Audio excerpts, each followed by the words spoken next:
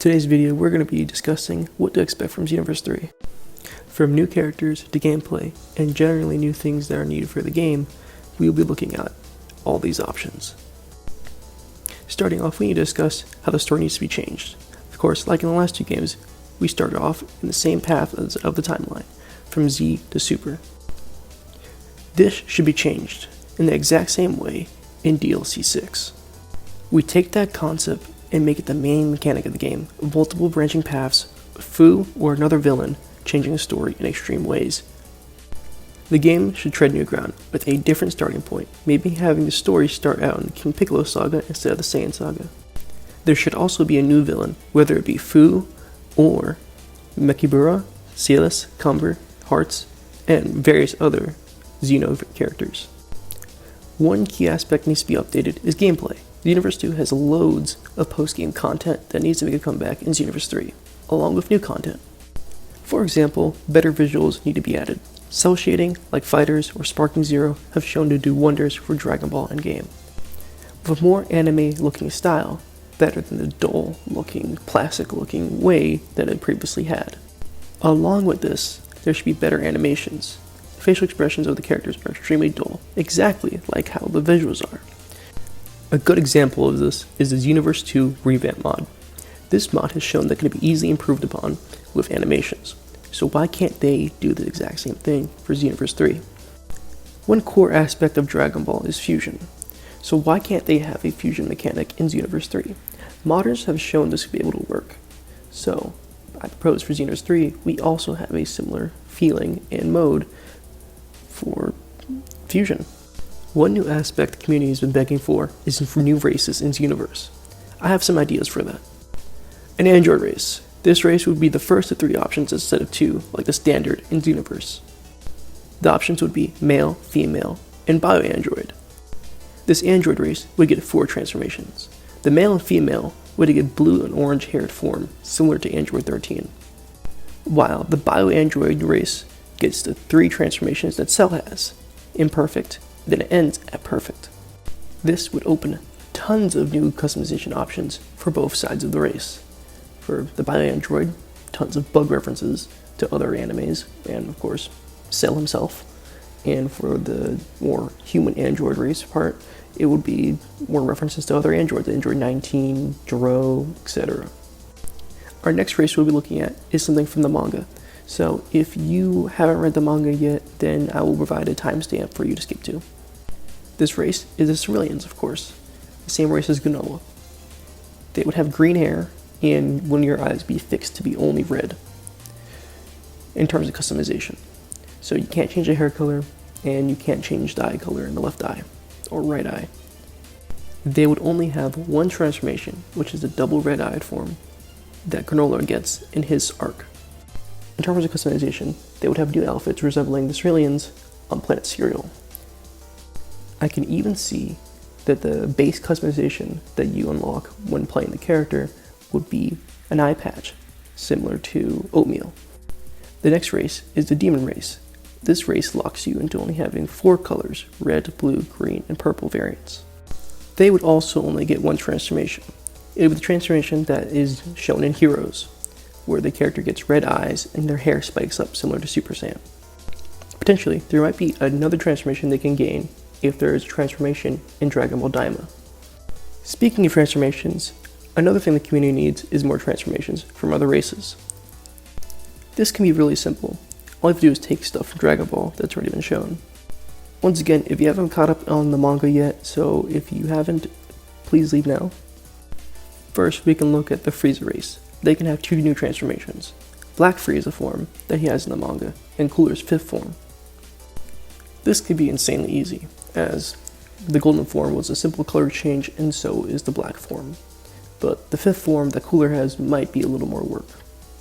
Another transformation that we can take from recent things is the Namekian's orange form. They could potentially even update the Namekian's ultimate form, making them not have any lines on their body, similar to Piccolo.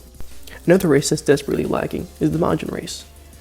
They need new forms, and I can foresee giving them 3 new forms.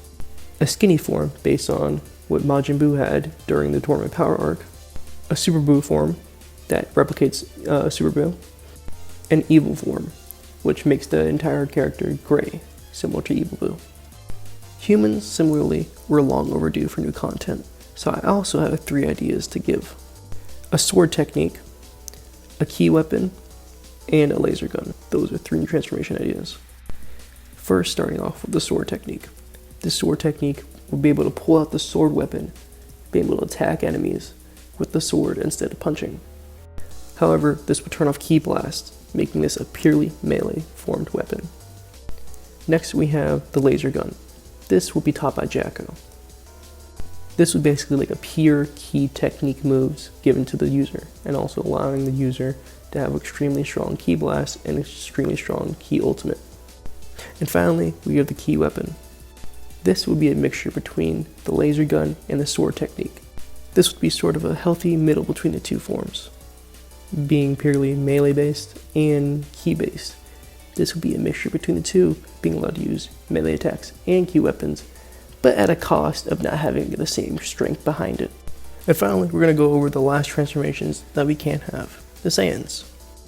Although Saiyans have saturated the transformation market, we can still have new forms for this race. Super Saiyan 4. It's something that the community has wanted for a very long time. Simply put, this form would do wonders. It would be amazing to see on RCACs. However, an even better transformation is Great Ape.